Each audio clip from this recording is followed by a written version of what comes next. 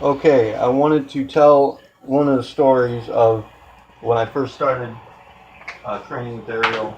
We're making toasted tuna fish with all kinds of weird Everything shit. but the kitchen sink. Yeah, kitchen sink tuna sandwich and Everything but the kitchen sink. fruit and motherfucking chocolate corn puff and apple plops. I ain't asking those. Well, thank you. You're gonna have to put other. I got other shit in the drawer. Other shit. Other chocolate shit. And I just opened this. You could put that in there. Yes, well, that's not that. Chocolate almonds.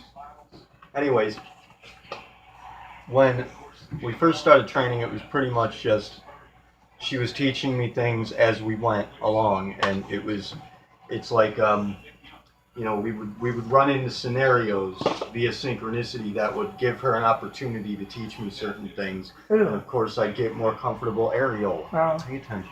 Okay. I'd get more comfortable with. I thought he was talking about his mother. I'd get more comfortable with engaging synchronicities along the way, and it would become more commonplace. But we had a little crew. We had Lily and Toddy, Julia, especially Julia was with us a lot. But Ariel and I would kind of drift off all the time, and we'd be gone for days at a time, wandering off in other parts of the city, going from like mass to mass, because everywhere we went, there was another group of people who had learned about this synchronicity, who had read the Celestine Prophecy, and were getting into it. There's a copy of the book at every fucking place we went to, and there were gatherings of people, little communities talking about it.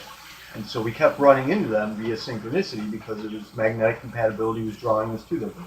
And one of the things she taught me, she tried to get me to quit smoking, and she had a bag of carrots, and every time I wanted a cigarette, or every time I got anxious, or really any time that I had any kind of a complaint or wanted to do something that she didn't want me to do, she'd tell me eat a carrot, and I'd eat a carrot instead. And you know what? My eyesight improved dramatically at that time, and I was able to see the halos and auras around things, but Carrots are good for your eyesight. But there was one place in particular that we ran into, and Julia happened to be there at the time. Everybody was drifting about following synchronicities, and so we wind up running into each other again and again in different places. And ran into this one place, Julia was there, and this one dude was a real asshole about it. He was like making fun of everybody because they were into this spiritual shit, and you guys are stupid hippies, and then it's not real, and you're convinced of something, He just had complaints about us being interested and happy with this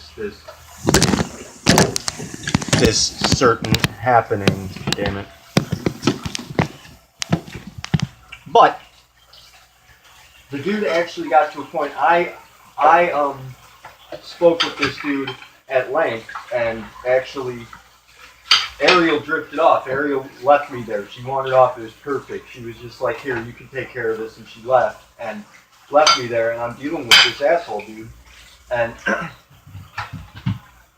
it got to a point where I'm talking to him, and everything he said I countered with something perfect, because I was already a writer. I was skilled at rhetoric, and I knew how to talk. And even if I was wrong about it, which I wasn't, but even if I was, I'd have convinced him he was.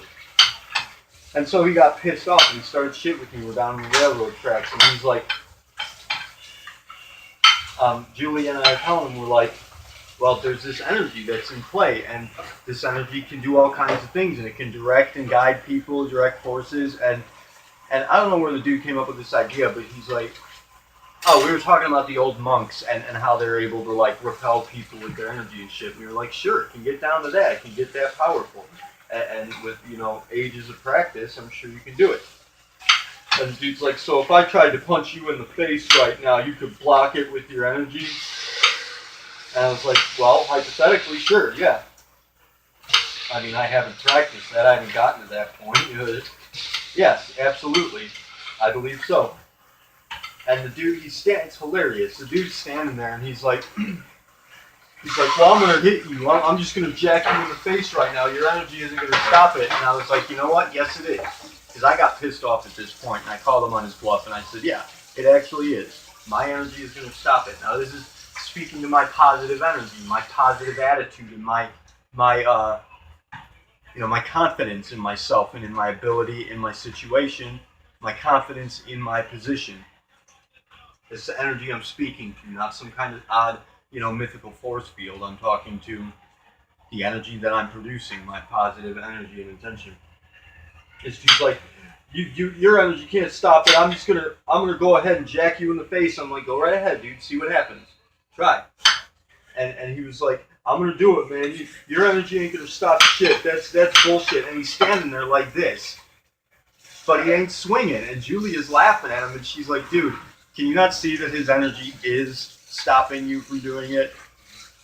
And it was a nice little. I got a kick out of it. I thought it was a good story, but we stayed there the night, and the dude ran off. He went to like smoke pot or something, and we stayed the night, and we had a few beers and just went to sleep. And the next day, Ariel showed back up, and we continued on along our journey. And I'm not sure if I ever saw that dude again. I think that dude might be the guy who married Jess. Wow, okay. I think that dude might be the guy who married Jess. Okay, anyway, that's my story. And I'm sticking to it. I'm sticking to it. It's just a funny little factor that I guess the lesson in is that people misperceive things. Like, this guy's talking about some energy ball that I'm gonna like place in front of me, some chi ball, which that is possible. That is achievable. We've done that. We've seen it happen, and we actually worked with it ourselves. That's not bullshit. You can do that. That's real. It takes a whole hell of a lot of time and practice, patience,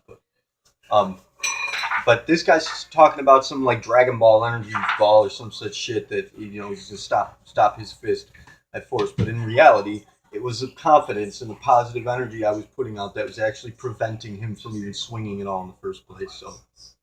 Okay, family, I'm out. Go Cavs. There's a consideration as to how things can get misperceived, but how there's varying levels to what's really happening. And, I guess that's an instance where you could say that a spotter would be uniquely qualified to identify what's actually transpiring, whereas this guy standing in front of me has no fucking clue. Get me? Anyway, Kilo Sly, every evening, see you. Namaste.